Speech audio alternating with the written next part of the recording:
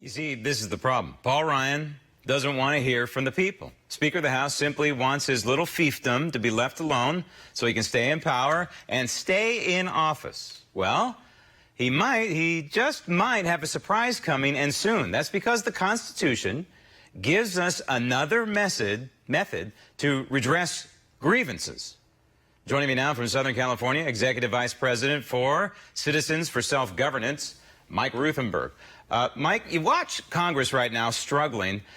Congress, let's be fair, has passed a few bills, and they're trying to do some good regarding Dodd-Frank, for example. They've stripped out some elements of that, sent it to the president. The president has signed a few bills, but in terms of major legislation, in terms of trying to get rid of Obamacare, it seems like it's quite a struggle. And it is a reminder, though, that we the people, do have a direct method to affect government and possibly help with this situation. It's called Article 5.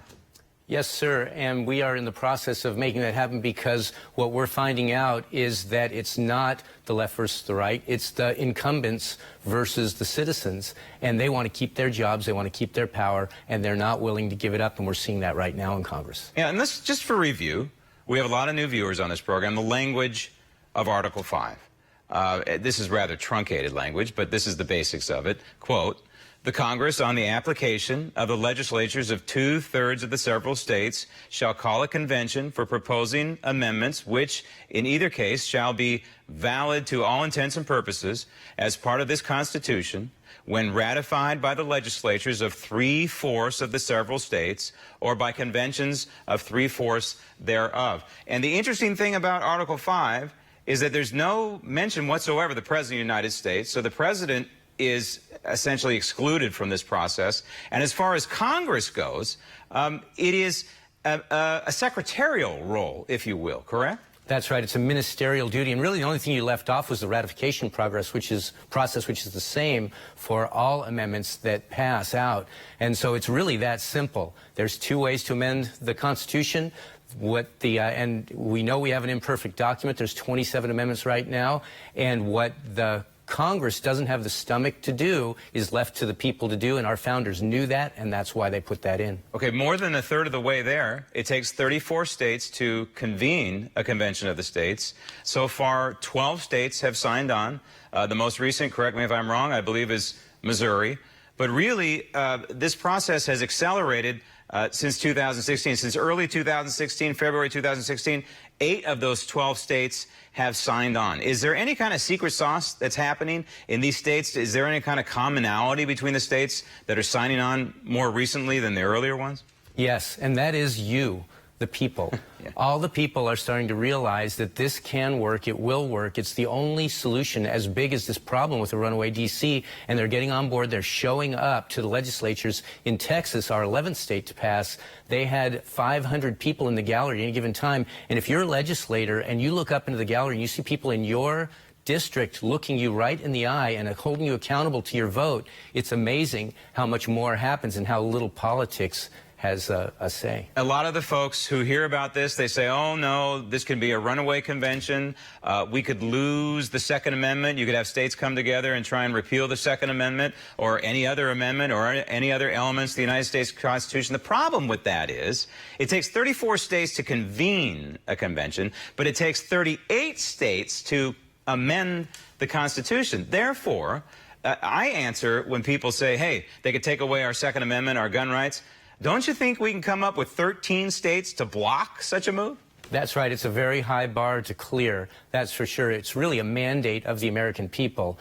And it's been done 27 times, and it works, and we need amendments, and it's crazy. It's absolutely crazy to think that this thing could run away. People call it disingenuously a constitutional convention, which it is not. It is simply under Article 5. It is using the Constitution to save the Constitution under Article 5 of the Constitution. It's one part to provide amendments which are well needed. And just to be clear, you said the Constitution has been amended 27 times, but 27 times the other way, and that would be through Congress. That's right. We intend this to be the first way under the second process allowed for in Article 5, which was put in for times just like this. We have more debt right now. We have less freedom than we've ever had as an American people. There's never been a better time. I think the balanced budget amendment is one of the proposed amendments. Also, term limits. I think that one's gaining popularity by the minute. So here it is summer, kind of slows down in state legislatures. I don't know, maybe there's some activity. Tell me if there is, but is there going to be a big gear up for the fall? Well, right now is where things happen. Right now is we have a couple of things going. We have 5 for 5, 5 for Article 5, and that means that people that understand what we're doing, that go to conventionofstates.com, understand what we're doing, and they find 5 people to sign the petition. That will help build the grassroots, and we're activating the people that have already come in. We've got about 2.2 million people, and now's the time for them to educate their legislators, let them know that they're watching, let them know that they'll hold them accountable, and this is exactly when we will win, not during session. If we didn't do our work right now, then we will not be successful. We learned that in previous years. People want more information. What's the website? The website right now is conventionofstates.com. We have a brand new one coming on July 14th. Can't wait. And you have Jim DeMint is on board as well, correct? That's right. We have, and that tells the whole story, because we have Tom Coburn as a senior advisor. He and Jim DeMint are 2 of the most conservative senators in the recent history of the Congress, and those guys both understand. Jim DeMint just came aboard as a senior advisor, 5 years running Heritage, the most conservative organization, and he finally realized he's not going to get it done in D.C., and so he signed on with us to support what we're doing. The only way that we're going to take government back from the elite, the ruling elite. It's so true and so interesting. This is last weekend. I was talking with someone. They were lamenting that there is no bipartisan method to fix government. I said, oh, yes, there is. It's called Article 5, and the framer of the Constitution put it in the Constitution for us to pull the ripcord in times like these. Mike, thanks. Thank you.